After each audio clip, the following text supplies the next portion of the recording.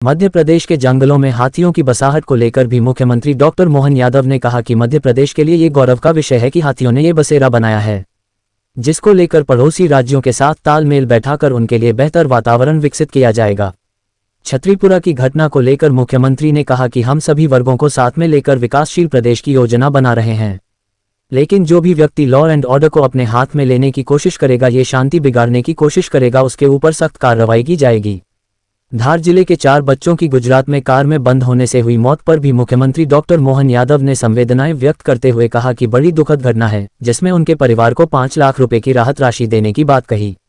इसके साथ ही मुख्यमंत्री ने सभी लोगों से सावधानी बरतने की भी अपील की। उन्होंने कहा कि इलेक्ट्रॉनिक चीजों के फायदे हैं तो उसके नुकसान भी है, इसलिए लापरवाही नहीं बरतनी चाहिए।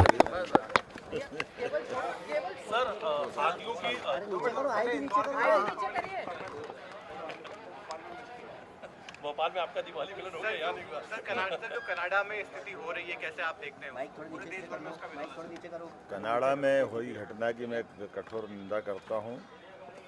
खास करके देश विद्रोही लोगों ने हिंदू समाज के बीच में ये जहर घोलने का काम किया है।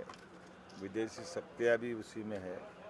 मैं अपने देशभक्त हमारे सभी सिख बंधुओं का धन्यवाद भी अदा करता हूँ, जिन्होंने आगे आकर के इसी घटना की निंदा भी की है और पूरा देश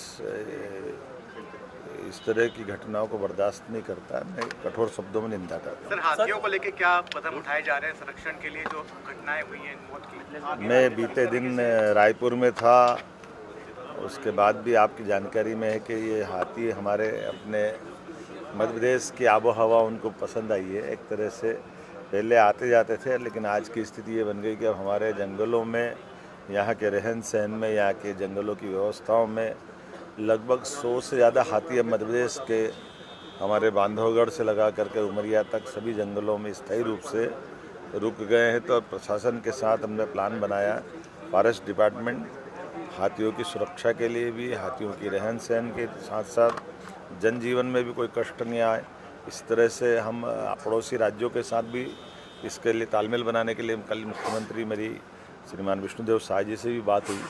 हमने निश्चय किया है कि वो अपने उनके यहाँ भी 300-400 हाथी पहले छत्तीसगढ़ मध्य प्रदेश में बरसों पुराने कोई बात थी जब हाथी थे, लेकिन हाथी हमारे जंगलों में कभी रहते नहीं थे। लेकिन बदलते दौर में अब ये नया समय आया है, हमारे अपने इस स्टेट के लिए तो और गौरवशाली बात है जब हम वन विभाग के माध्यम से अपने यहाँ पहला देश का टाइगर स्टेट है, जहाँ सर्वाधिक टाइगर हमारे यहाँ है, लेपर्ड हमारे यहाँ है, चीता हमारे यहाँ है। ऐसे में हाथी भी हमारे यहाँ रहने लग रहे हैं, लेकिन इनकी दोनों तरह से जनहानि भी नहीं हो और पशु हानि भी नहीं हो। इसलिए हमारे प्रबंधन ऐसे रहेंगे कि आने वाले समय में जहाँ बड़ी संख्या में हाथी ऐसे कर्नाटक, असम, केरल, इन राज्यों में हमारे अधिकारियों को भी भेजेंगे। हाथी विशेषज्ञों की एक टीम भी बना रहे हैं। वैसे हाथी मित्र भी और बहुत सारे काम हम इस प्रकार से कदम उठा रहे हैं कि ये हमारे अगर स्थायी बसेरा बना रहे हैं तो ये जंगल की शोभा भी बनाए और अपनी मर्यादा में भी अपने अपने ढंग से सब जीवन यापन करें। सर, छतरीपुरा की घटना को लेकर क्या कहेंगे? जिस तरीके से कहा था, दोबारा दोहराता हूँ, मध्य प्रदेश में हम सभी धर्मों का सम्मान करते हैं, लेकिन कोई कानून और व्यवस्था की स्थिति हाथ में लेता है, सरकार इसको बर्दाश्त नहीं करती। इसलिए हमने दीपावली के दिन हिंदू समाज अगर पटाखे फोड़ता है तो कोई कैसे रोक सकता है, और अगर रोकेगा तो ये मध्य प्रदेश सरकार को बर्दाश्त भी नहीं है। मेरी अपनी ओर से पुनः आप सबके माध्यम से निवेदन करना चाहता हूँ कि हम सभी को साथ में लेकर विकास भी चाहते हैं, लेकिन ये विश्वास भी कायम रहता है कि कोई कानून हाथ में लेगा तो हम पीछे नहीं हटेंगे। कानून का शासन है, कानून के तरीके से चलेगा।